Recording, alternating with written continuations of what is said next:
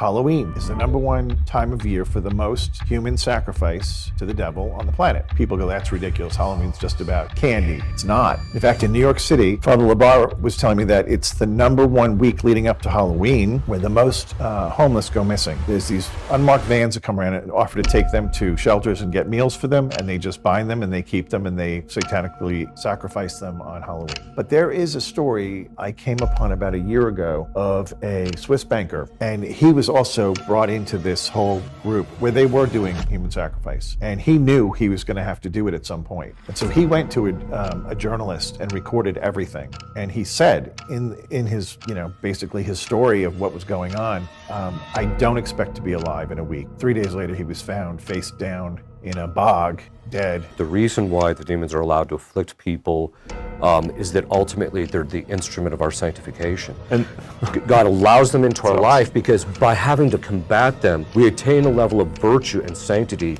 that we wouldn't. We would just be mediocre spiritually a lot of times. And in fact, some of the holiest people I've ever met were people who they're possessed, but then they start the spiritual battle, they start developing the virtue, and they become some of the holiest people I've met.